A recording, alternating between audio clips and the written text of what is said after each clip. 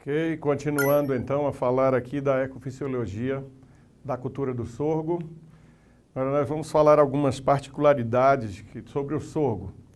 Gente, a gente tem falado muito, a gente lê muito que o sorgo é uma cultura rústica. Eu mesmo tenho evitado até escrever isso, eu lia muito isso quando eu entrei na Embrapa e continuei escrevendo isso em muita literatura. Ela é uma cultura rústica, é claro, mas só que a gente tem que prestar atenção que essa rusticidade do sorgo é para temperatura e umidade, ou seja, para tolerância à seca.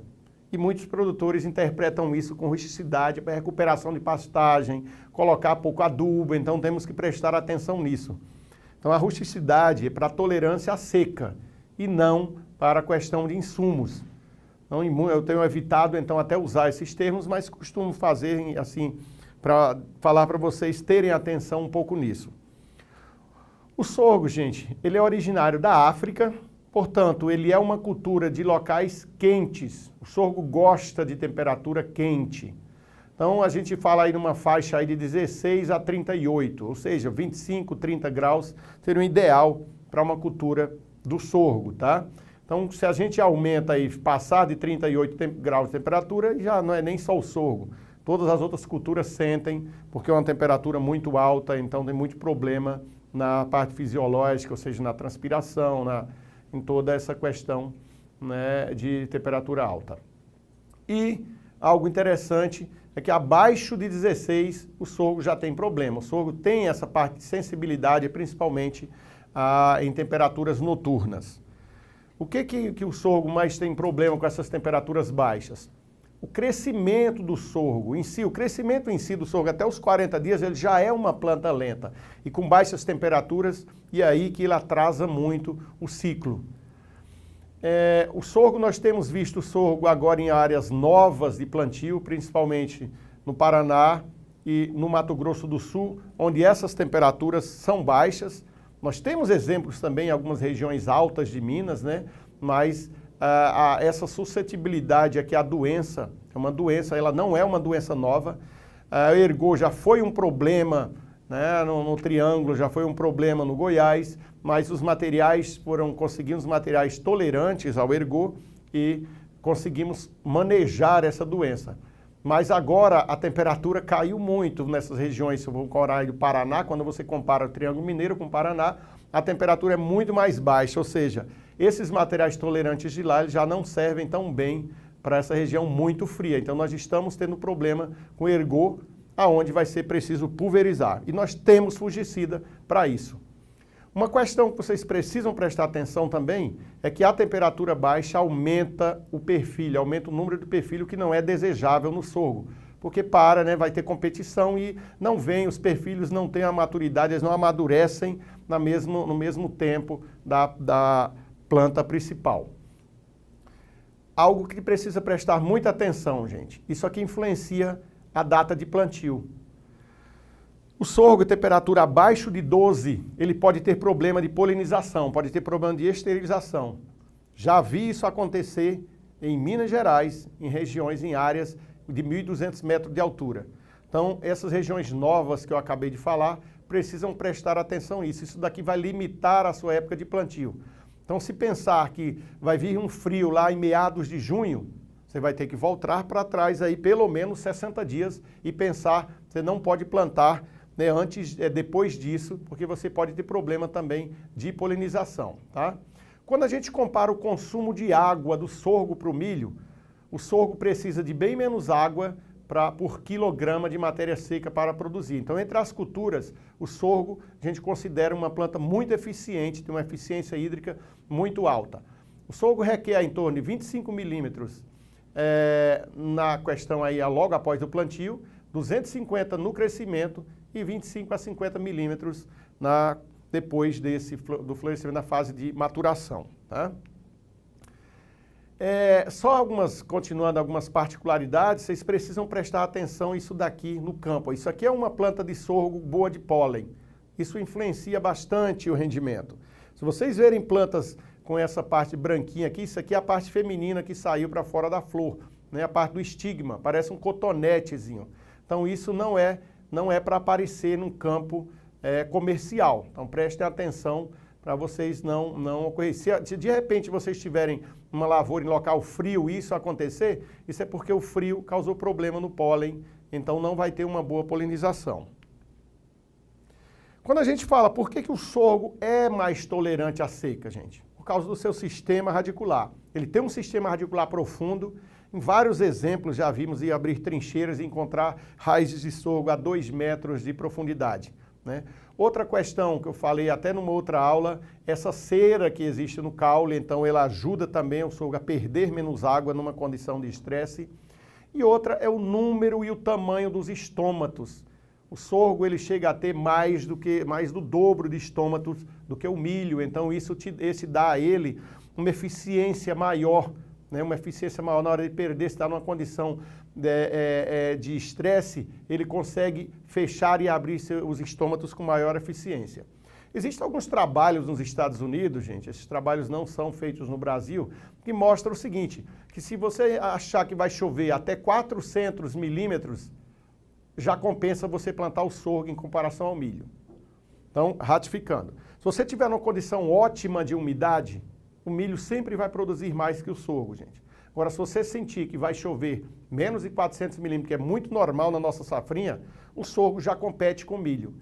E em termos de custo de tudo, eles mostram, né, alguns dados nesses trabalhos deles, de que se você achar que o milho vai produzir menos de 6 mil toneladas por hectare, o sorgo já compete. Fazendo o manejo certo, né, gente? Que a gente já viu em outras aulas e vamos continuar fazendo. Adubação, pulverização, cuidar de planta de manejo, escolher uma boa cultivar e várias dessas coisas que precisamos fazer. Só um exemplo aqui de tolerância seca, eu estava andando no Goiás ano passado e passei nessa lavoura aqui. Eu conversei com o produtor, isso aqui é milho, no seu lado esquerdo, isso aqui é sorgo. Olha que lavoura bonita e infelizmente o milho deu estresse hídrico nele. Com certeza essa lavoura de milho aqui não produziu. Isso é realidade, gente. O sorgo tem uma tolerância maior à seca do que o milho, tá? Então, o que fazer? Nós vamos falar daqui para frente, vai ter mais outras aulas, então nós vamos fazer o que fazer para ter um alto rendimento de sorgo, gente. Primeira coisa é um planejamento na lavoura, igual você faz com suas outras culturas. Compra semente com antecedência, compra semente de firmas idôneas, cuida do teu solo, compra com antecedência fertilizante, as coisas básicas que você tem que fazer, gente. Faz um levantamento de custo. A gente não quer que o produtor saia parando de plantar milho e plantar sorgo, mas divide sua área. Pelo menos planta 60, 70 de milho, planta 30, 40 de sorgo, finaliza plantando a tua lavoura com sorgo, que você vai ter sucesso por causa dessa questão de veranicos que ocorrem no final da safrinha, tá? Quando que é a época de plantar sorgo, gente? Isso vai depender da sua região. Como eu falei, no Nordeste é plantado o sorgo no início das chuvas, lá em março. Na Alta para Luiz Eduardo Magalhães, já começa, tem que ser mais em fevereiro. Tem alguns resultados de pesquisa mostrando que no Triângulo e na região do Goiás, na região de Rio Verde, a partir do dia 15 de fevereiro, o sorgo já concorre em rendimentos com milho, já compensa.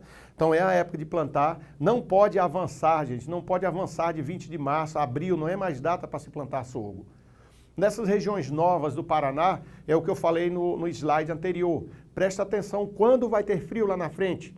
Você não pode avançar plantar em abril, é até março mesmo, é meados de fevereiro e março é a janela para você plantar. É claro que quanto antes, melhor ainda. Quanto mais cedo você plantar, maior vai ser o seu rendimento, maior o seu lucro.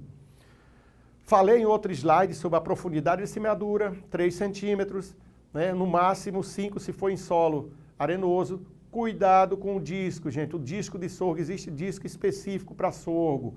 Né? Já existe tecnologia, cuida disso, não usa um sorgo, um disco de outra cultura para você plantar o sorgo. Velocidade de 6 km e a mesma coisa, aplica os seus fertilizantes, faz tudo certinho para ter sucesso. Eu vou parar mais, eu já falei um pouco dessa população aqui de plantas, né? Normalmente aí o sorgo fica em torno de 180 a 200 mil plantas por hectare, que é o que eu falei na outra coisa. Isso dá em torno aí de 50 centímetros entre linhas e 9 plantas por metro. Né? Se vai atrasando a safrinha, você vai reduzindo a população. Se é um híbrido muito baixo, você pode levantar também essa população de plantas.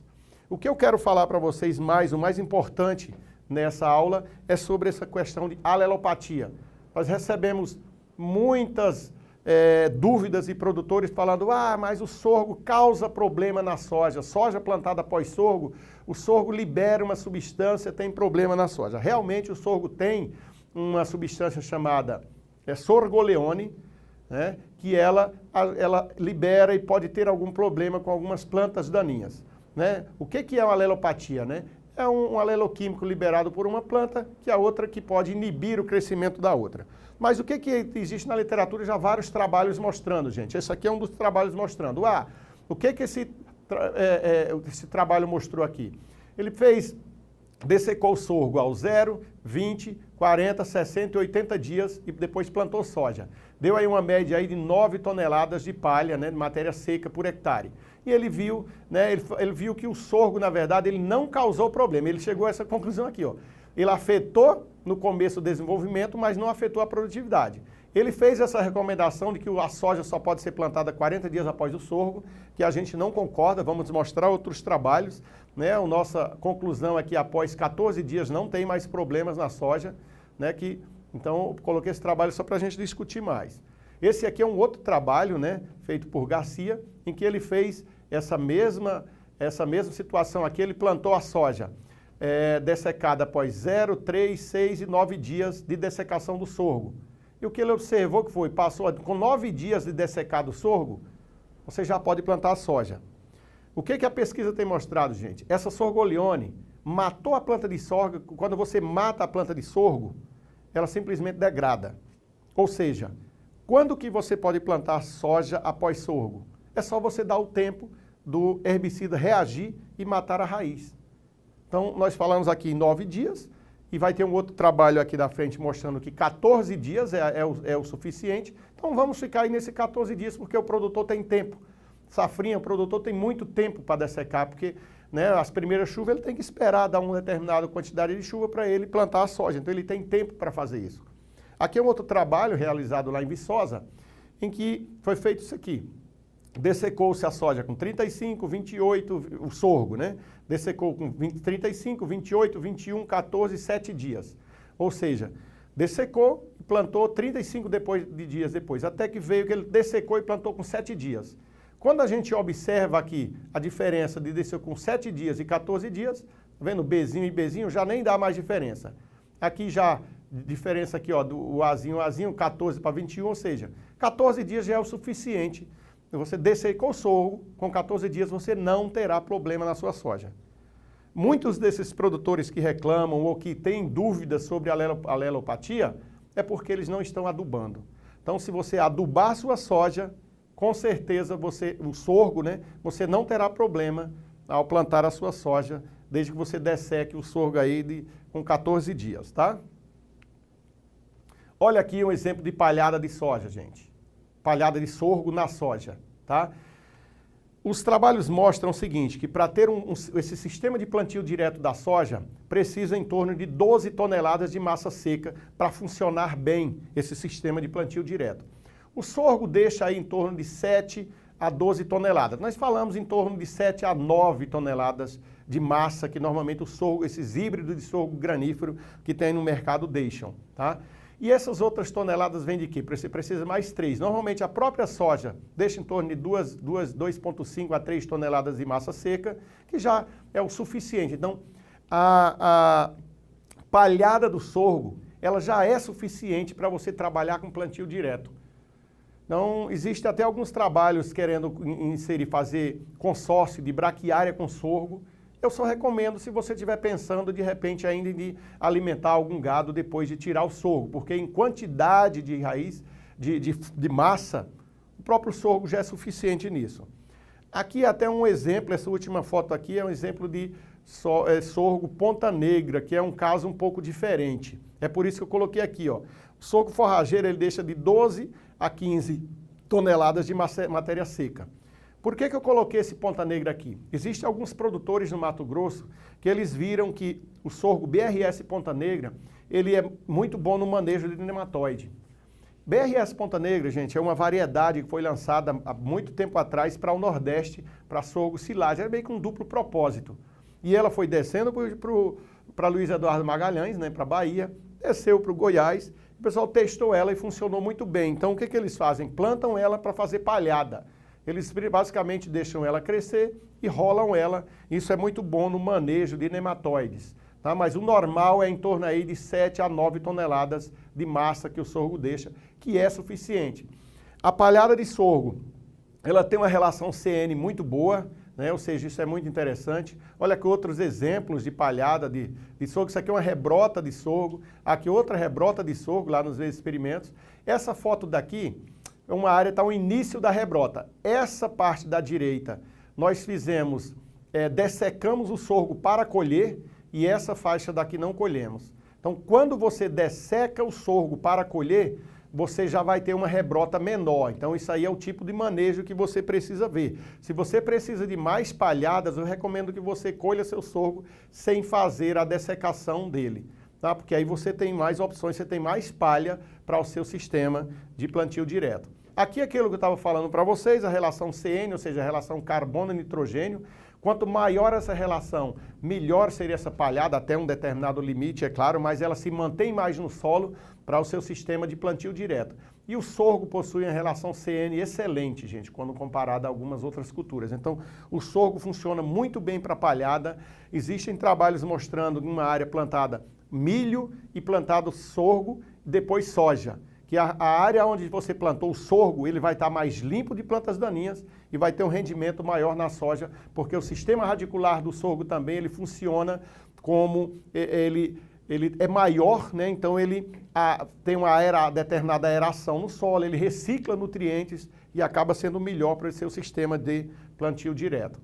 Aqui mais um exemplo de palhada, né, que eu estava falando, até a relação aqui ó, até 6, 7 ou 12, aqui vai dar em torno de 9 toneladas, é muito bom. A questão de você plantar sorgo é o rendimento, nesse caso aqui soja e milho na palhada. E aqui outro exemplo de um trabalho plantado soja na rebrota de sorgo e na rebrota de milho, em que o sorgo acaba produzindo, a soja produz mais nesse sentido do sorgo por essas questões que eu comentei para vocês, tá? E obrigado, deixar esse foco então de vocês de que essa questão de alelopatia do sorgo existe, mas é só você dessecar na data certa e você não confundir a alelopatia, qualquer problema que você teve, se isso não foi com questão de falta de adubo.